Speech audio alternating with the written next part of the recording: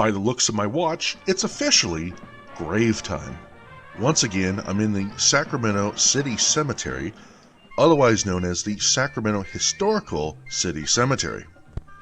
I've been coming to the cemetery for over 20 years now and exploring. I've been on many tours and just outings with friends and even by myself. Doesn't matter the time of day or the seasons of the year, I always come across something new and enchanting. My curiosity gets the best of me and I've just got to explore. And this is a great place to do it. With only working less than a mile away from the cemetery, it's one of my favorites.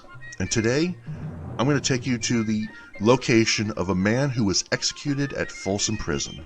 So stick around.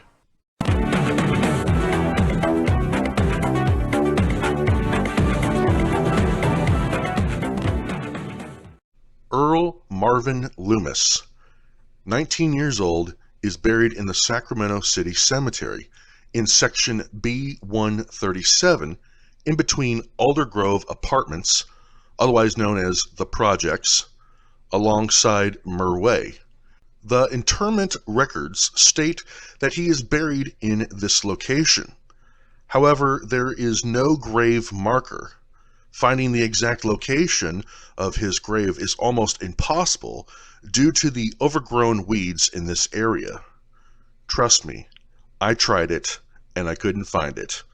There's no distinctive markers that say exactly the tier or row.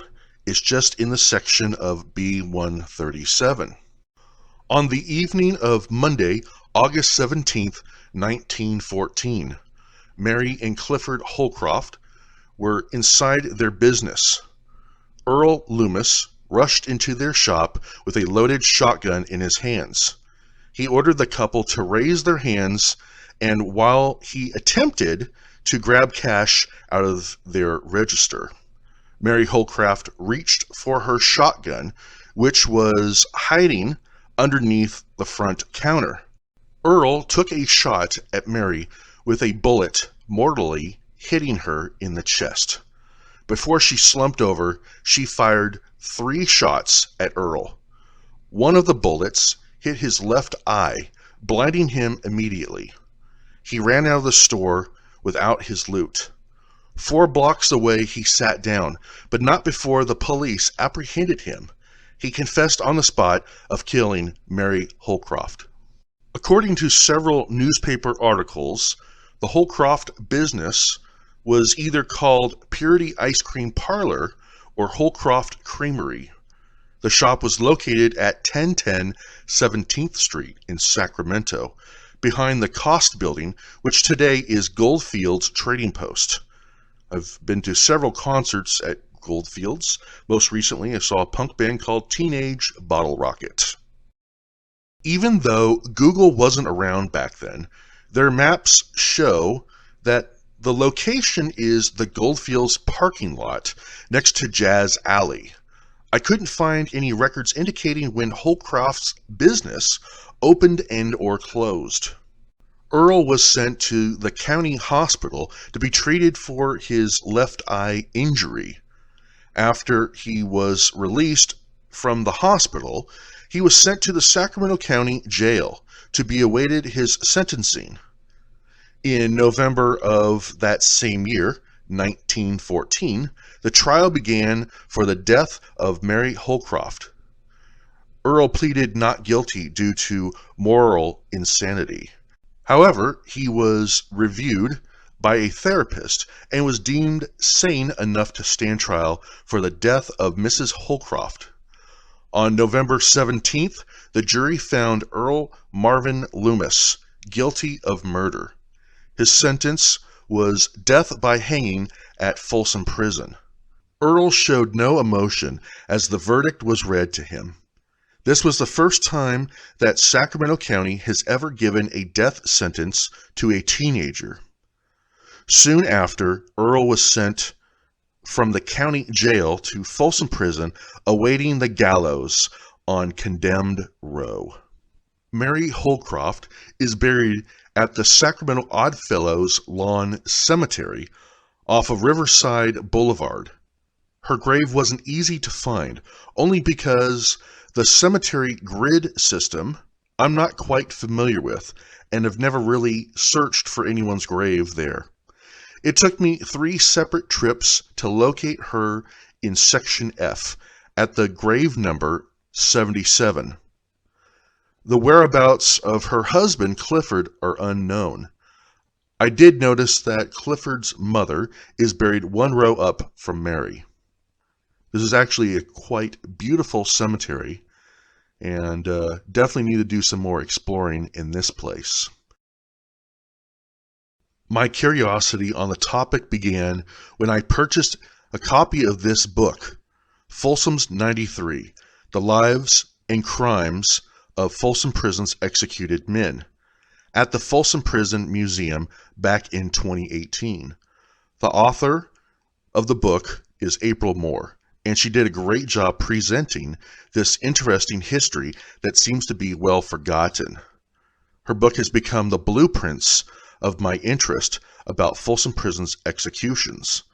My thoughts were that everyone who died at Folsom Prison were buried in their cemetery. However, further detective work on my end proved to be wrong. I found that there was a total of 10 men buried outside of the Folsom Prison Cemetery. As of right now, I have located physically 5 of those men, documenting their graves, and with videos to come in the near future. During his time at Folsom Prison, Earl Loomis and 2 other men on Condemned Row tried to escape from Folsom Prison. They used the very noose that was used to hang the last man killed at the Gallows. Earl and the gang didn't get too far before getting caught by the guards. Earl was up for possible retrial, but it was struck down by the warden due to his attempt to escape from Folsom Prison. Days before his execution, Earl started reading the Bible. He never had an interest in religion until now. His only hope was that God could forgive him. His day of reckoning came on the morning of November 5th, 1915, moments before Earl was escorted to the gallows. He recited the Lord's Prayer out loud.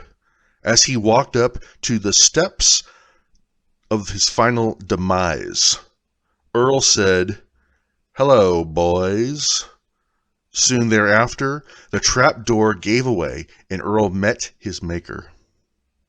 At 10:05 a.m., he was pronounced dead by the prison doctor. It took nearly 11 minutes and 25 seconds for Earl to die. He was now 20 years old and no longer a menace to the world. In attendance was Earl's mother, younger sister and brother, Mr. Hollcroft, a few reporters, the warden, and a few prison staff. This concludes this episode of Grave Time. I hope you enjoyed this video about Earl Marvin Loomis, the 33rd man out of the 93 executed at Folsom Prison. There are more videos like this to come, so be sure you subscribe to my channel and hit that notification bell so you can be in the loop of the next Grave Time adventure. Thank you to April Moore for writing such an interesting book. Also, I want to thank all those that contribute to findagrave.com, which is basically how I was able to find Earl Loomis's whereabouts. Also, thank you to the Sacramento City Cemetery for keeping the history alive for people like myself to explore such a beautiful cemetery. As always, God bless you all and have a wonderful day. Bye.